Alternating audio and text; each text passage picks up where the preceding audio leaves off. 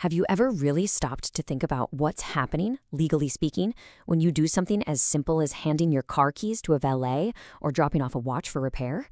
Well, today, we're going to pull back the curtain on these hidden contracts. You might be really surprised to find out what kind of legal agreements you're making every day without even realizing it. All right, let's kick things off with a little puzzle.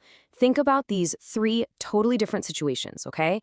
You give your keys to a valet. You take a necklace to a pawn shop to get a loan, and you hire a real estate agent to sell your house. I mean, on the surface, they've got nothing to do with each other, but they all share one really powerful legal link. Any ideas what it is? Well, here it is. Every single one of those actions creates a unique legal relationship. It's a type of contract, even if you never sign a single piece of paper. You're trusting someone with something valuable, and you better believe the law has very specific rules about that. Okay, so let's start with the most common one, the real foundation for all of this. It's the building block for so many other agreements, and it's called a bailment. So, what on earth is a bailment? It's actually pretty simple. It's just when you, and in the legal world, you're called the bailer, give your stuff to someone else. They're the bailee, for a specific reason. The perfect example is leaving your laptop at a repair shop. You're the bailer, the shop is the bailee, and the purpose is, well, to fix it. The absolute key ingredient here is that you fully expect to get it back. Now, for this to legally count as a bailment, it has to check a few boxes. It's got to be about movable goods, so no, you can't bail your house. But the most important part, the real takeaway, is that last point. Ownership never changes hands. The person holding your stuff only has temporary possession of it. They don't own it. That's a huge deal. And you gotta remember, this is a two-way street. As the owner, your main job is to give them a heads up about any known problems. Like, hey, just so you know, the brakes on this car are a little touchy. And in return, their single biggest job is to take reasonable care of your property. The law basically asks, would a normally prudent person treat their own things this way? That's the bar they have to clear. So that's a bailment. You're handing over your stuff so someone can do a job. But what happens when you hand it over as collateral for a loan? Well, now the stakes get a whole lot higher, and the legal relationship changes into something called a pledge. The single biggest difference here all comes down to the why. In a normal bailment, the reason is a purpose, a service, like a repair or just storage. But with a pledge, the purpose is all about security. You're literally handing over your property as a guarantee that you're going to pay back a debt. Because this is such a special kind of bailment, the law gives it its own set of names for the players involved. When you pledge something, you're the pawnor. The lender who's holding your item is the pawnee. Yep, you guessed it. Think of any pawn shop, and this is the exact legal dance they're doing. And this is where the power dynamic really shifts. If the pawnor, that's you, doesn't pay back the loan, the pawnee has some serious power. I mean, sure, they can sue you for the money, but the real kicker is they have the right to just sell your property to get what they're owed. Their only real obligation is to give you a fair warning, a reasonable notice before they do it. Okay, this next one sounds like it has a really obvious answer, right?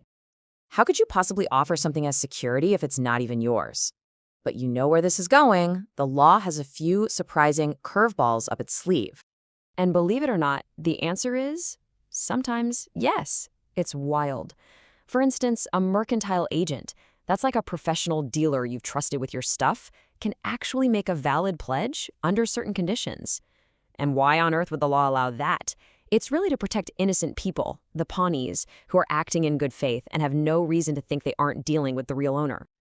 All right, so everything we've talked about up until now has been about what happens when you trust someone with your physical property. But what happens when you trust them with something way more abstract, but just as valuable? Whether it was a car, a watch, or a computer, it's all been about your tangible stuff. But sometimes, the most important thing you can give someone isn't an object at all, it's your authority. And that brings us into the world of agency. An agent is basically your representative. They act for you, you're the principal. When your lawyer negotiates a deal for you or your financial advisor buys some stocks on your behalf, they are acting as your agent. And here's the crazy part. Their actions legally bind you, just as if you had done them yourself. Now, this is really important. This relationship doesn't always need a formal written contract. While a lot of them are created that way, an agency can also be implied just by your actions. For example, if you consistently let your friend go out and make deals for you, a court could look at that and say you've created an implied agency even if you never wrote anything down. Okay, I know that was a lot of new terminology. Bailor, Pawnee, principal, agent. It's a bit of a mouthful. So let's just hit pause and put all three of these ideas side by side to see how they really compare.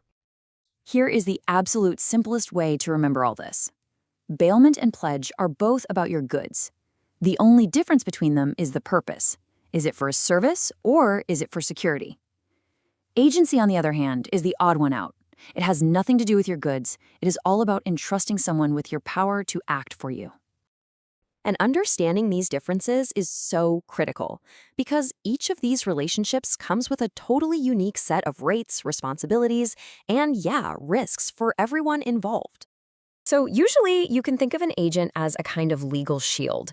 Their actions bind the principal, not themselves. But that shield can definitely break. If an agent is working for a foreign principal, or if they don't tell people who they're working for, or if they just flat out agree to be liable themselves, all of a sudden they can find themselves personally on the hook for the entire deal. Of course, none of these arrangements are supposed to last forever. So how do they actually end? Let's take a look at the ways an agency relationship, in particular, can be wrapped up. It basically comes down to two main paths. The first is by choice. The principal can revoke the agent's authority, the agent can quit, or they can just mutually agree that it's over. The second path is automatic. It's what they call by operation of law. Something big happens, like the business is finished, someone dies, or the principal goes bankrupt, and poof, the agency relationship just dissolves instantly. Look, at the end of the day, bailment, pledge, and agency aren't just some abstract legal ideas. They're basically the operating system running in the background of our daily lives. Knowing the difference isn't just academic, it's about knowing your rights and your responsibilities. So my question for you is, after all this, what hidden contracts are you going to notice tomorrow?